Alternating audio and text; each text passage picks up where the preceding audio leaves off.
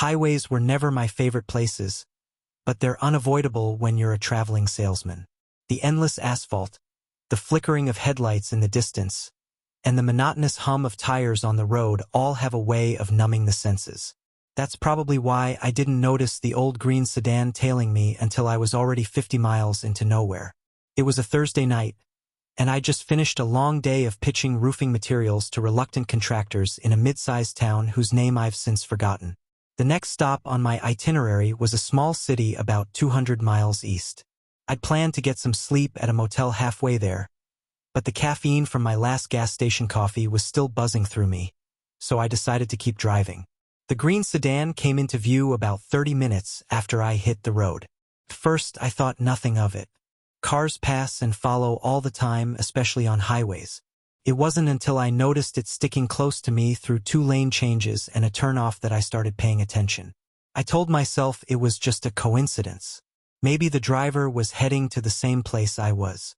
The thought didn't fully convince me, but I had no better explanation. When I glanced at my dashboard clock, it was just past 11 p.m., and the stretch of highway I was on had grown darker and emptier with every mile. To test my theory, I eased off the gas slightly and watched the sedan in my rearview mirror. It slowed down too, keeping a consistent distance. My heart began to thud a little harder. I sped up again, and so did the sedan. The possibility of coincidence was shrinking fast. I couldn't see the driver clearly in the dark, but I caught glimpses of a shape behind the wheel whenever a roadside reflector bounced light back toward the car. It didn't help much. All I could tell was that the figure looked average, neither unusually big nor small. That, in a way, was more unsettling. There was nothing distinctive to latch onto, just a faceless presence trailing me through the night. I tried to think of reasons someone might be following me. Could it be a cop? My plates were clean and I wasn't speeding. Maybe it was someone who recognized me? I dismissed that idea almost immediately. My life wasn't the kind that invited recognition. Then a darker thought crept in: robbery. Or worse, panic crept up my spine, but I forced myself to think rationally. If they wanted to rob me, why not wait until I stopped? Why follow me for miles?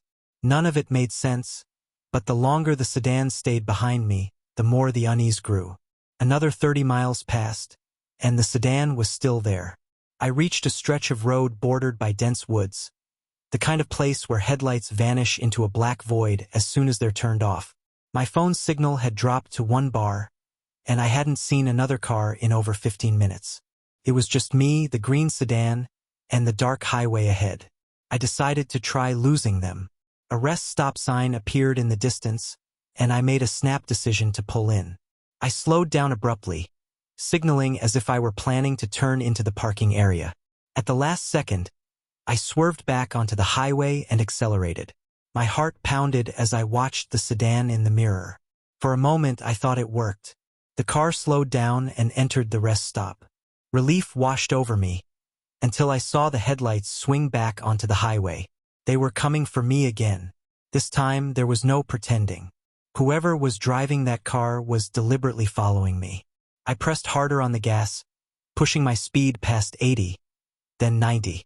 My car wasn't built for racing, but neither was theirs, and I managed to put some distance between us. Still, the glow of their headlights never entirely disappeared. My mind raced as I considered my options. I could try calling for help, but with the weak signal, I doubted I'd get through. Even if I did, what would I say? "There's a car following me on the highway," didn't sound urgent enough to warrant immediate action. I could stop and confront them, but the thought of stepping out alone in the middle of nowhere was more terrifying than staying in the car. Another idea struck me. If I could find an exit leading to a more populated area, maybe I could lose them in the traffic or find a police station. I scanned the roadside for signs, but the next exit was still miles away. I clenched the wheel tighter, feeling trapped in the narrow corridor of asphalt and trees. Suddenly, the sedan's headlights disappeared. I glanced back, confused. Had they turned off their lights? Pulled over? My mind jumped to possibilities, each more sinister than the last. I slowed down slightly, hoping to gain a better sense of what was happening, when the glow reappeared, this time much closer. They had killed their lights and sped up, creeping back toward me like a predator stalking prey. Fear surged through me. I mashed the gas pedal, the engine roaring in protest as I pushed my car to its limits. The speedometer climbed past 100, the landscape outside blurring into darkness. I barely noticed the rumble strips as I swerved slightly onto the shoulder, my focus entirely on the road ahead. Then, as abruptly as it started, the chase ended. The green sedan's headlights disappeared again, this time for good. I drove another 10 miles before I dared to slow down. When I finally pulled over at a well-lit gas station, my hands were shaking so badly I could barely hold my phone. I never found out who was in that car or why they followed me. The incident haunted me for weeks, replaying in my mind every time I set foot on a highway. Even now, years later, the memory lingers. I've learned to trust my instincts and never take the quiet menace of an empty road for granted.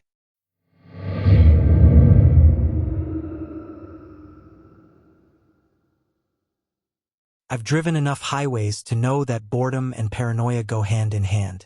The long stretches of sameness can mess with your head, make you see things that aren't there. But that night, what I saw was real. Started around 2 a.m. The job had me hauling a load of empty pallets back to the distribution center, a routine run with nothing special about it. I was halfway through the return trip when the hum of the road settled into that hypnotic rhythm. The radio was barely a whisper, and I was keeping my eyes open with sheer willpower. Then I saw the car, a dark sedan parked off the shoulder. Its hood was up, and a man stood in front of it, waving one arm slowly while holding a flashlight in the other. The beam wobbled in the air, erratic. I should have pulled over. Any other night, I probably would have. But something about the way he moved struck me as wrong. Too slow. Too deliberate. Like he wasn't really in a hurry. I kept driving. My headlights washed over his face for a brief moment. Pale, sweaty, with dark rings under his eyes. He didn't look angry or desperate, just tired. Still, I passed him. There was no traffic behind me. I figured someone else would stop, or maybe he had a phone. Everyone's got a phone these days. I couldn't shake the image of him, though. As the miles ticked by, I kept glancing in the mirror, half expecting to see his car creeping up behind me. Didn't. The highway ahead was just as empty as before. Still, the unease lingered. 15 minutes later, I saw another car pulled over. This one was a beat-up station wagon with one of its rear tires completely shredded. A woman stood next to it, waving both arms this time. She looked frantic, like she'd been there for hours. Her mouth moved, but no sound reached me. I'd already passed her by the time my brain registered it. What were the odds? 2 broken-down cars in the middle of nowhere? It didn't sit right. I slowed down, debating whether to turn back. But I'd been driving for years, and I'd heard all the stories. People setting up fake breakdowns to rob Good Samaritans. Lonely highways turning into crime scenes. My gut told me to keep going. Another 10 miles. Then 20. I should have been back in my rhythm, zoning out to the drone of the road. But I wasn't. Every shadow looked like a person. Every flicker of movement in my peripheral vision made my heart jump. That's when the lights appeared behind me. A single pair of headlights, far in the distance but closing fast. Too fast. I checked my speedometer. I was doing 65 in a 60 zone, nothing that would draw attention. But the car behind me wasn't letting up. I eased onto the gas, putting some distance between us. The headlights stayed with me. A few seconds later, they swerved into the opposite lane, accelerating until they were right beside me. I glanced over, trying to catch a glimpse of the driver. The windows were tinted so dark I couldn't see a thing. The car matched my speed for a few seconds, then slowed down and drifted behind me again. My hands gripped the wheel tightly, knuckles white. Was this just a coincidence? Or were they messing with me? When the car sped up again, I decided I'd had enough. I flipped my high beams on and kept them there, hoping the glare would force them to back off. It worked for a moment. The car swerved slightly before falling back. But it didn't stay gone. For the next 30 miles, it played games. Sometimes it lagged behind, its headlights barely visible. Other times it darted forward, racing up alongside me before falling back again.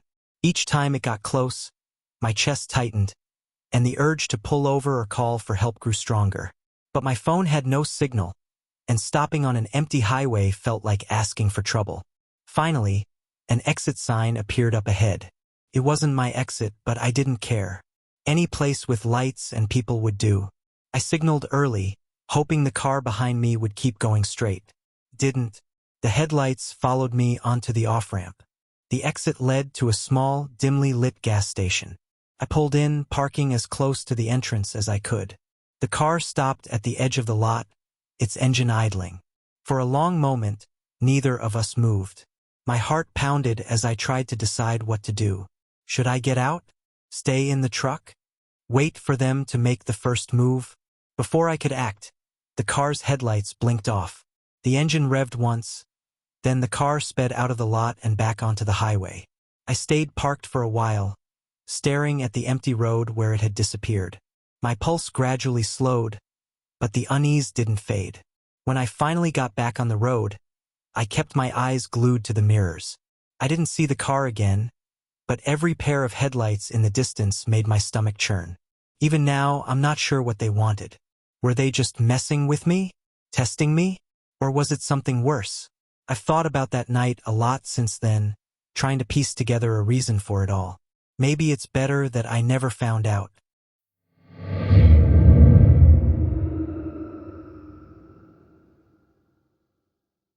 The highway stretched out ahead of me, a silver ribbon reflecting the pale glow of the moon. It had been hours since I'd seen another car, and the solitude had started to sink into my bones. The silence in the cab of my truck, punctuated only by the faint hum of the engine, felt heavier than usual. I'd driven this route a dozen times before, but something about that night felt off. I was hauling machinery back to the company yard after a delivery job. The client had been late, and by the time I hit the road, it was already well past midnight. I'd skipped dinner, thinking I'd grab something at a truck stop, but I hadn't come across one for miles. The energy drink I'd gulped down was wearing off, and fatigue nipped at the edges of my focus. I was debating whether to pull over for a quick nap when I noticed the first set of headlights. They appeared in my rearview mirror, distant at first, like a tiny spark against the darkness. At first, I thought nothing of it. Someone else on the road, probably a fellow driver pushing through the night. But as the lights grew closer, something about their rhythm caught my attention. They flickered unevenly, as if the driver were tapping the brakes or the headlights were faulty. I eased off the accelerator, letting the truck coast. The other vehicle closed the gap quickly. When it finally passed me, I got a good look. An old, beat-up pickup truck, its paint faded and its body dented in several places. The driver didn't glance my way. I only caught the silhouette of a man, hunched over the wheel like he was part of the machine. For a while, I let it go. The pickup sped ahead, its taillights disappearing over the next hill. But not long after, I spotted the same flickering headlights in my mirror again. The same truck, coming up fast behind me. A chill ran down my spine as it overtook me a second time. This time, the driver slowed as he passed, staying just long enough for me to catch a glimpse of his face. It was an older man, his features sharp and weathered, like he'd spent years in the sun. He didn't look at me directly, but there was something unsettling about his profile. His hands gripped the wheel tightly, knuckles white. After passing, he sped off again, disappearing into the distance. I tried to shake the unease, convincing myself it was nothing. Maybe he was lost or playing games to keep himself awake. I'd heard of drivers doing stranger things to stave off fatigue. But when it happened a third time, my patience frayed. The same truck, the same flickering lights, and the same unsettling feeling. This time, he lingered longer beside me, his speed perfectly matching mine. I kept my eyes forward, pretending not to notice. The hairs on my neck stood on end as I felt his gaze, though I didn't dare turn to confirm it. When he finally sped off, I'd had enough. I flipped on my high beams, gripping the wheel tightly as I pushed the truck faster. The highway's familiar landmarks felt foreign, warped by the tension coiling in my chest.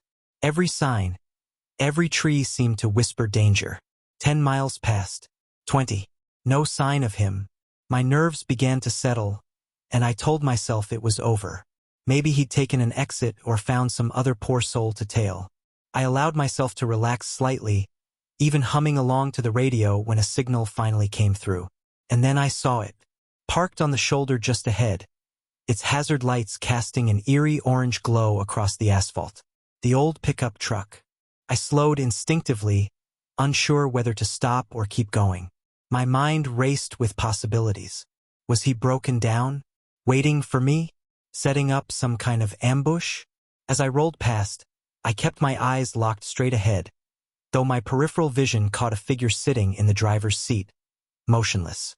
For the next mile, I debated whether to call the police. But what would I say? Instead, I focused on putting as much distance between us as possible. Whatever game he was playing, I wanted no part of it. The road ahead remained empty for a long stretch. Just as I began to think I'd left the whole ordeal behind, the flickering headlights appeared once more. This time, they came from the opposite direction, speeding toward me in the other lane. The truck barreled past, its driver's face illuminated briefly in the glow of my headlights. His expression was blank, devoid of anger or malice, but somehow that made it worse. I gripped the wheel tighter, my pulse pounding in my ears. He was toying with me. There was no other explanation, and I had no way of stopping it. The rest of the night passed in a blur of fear and exhaustion. He showed up twice more, each time from a different direction, as though he knew the roads better than I did. By the time I reached the company yard, the sun was rising, and my nerves were shot. I stumbled out of the truck and collapsed onto a bench, my body trembling from the adrenaline crash. I never saw the pickup truck again, but the memory of that night stayed with me. Every time I hit the highway, I catch myself scanning the mirrors, half expecting to see those flickering headlights appear in the distance.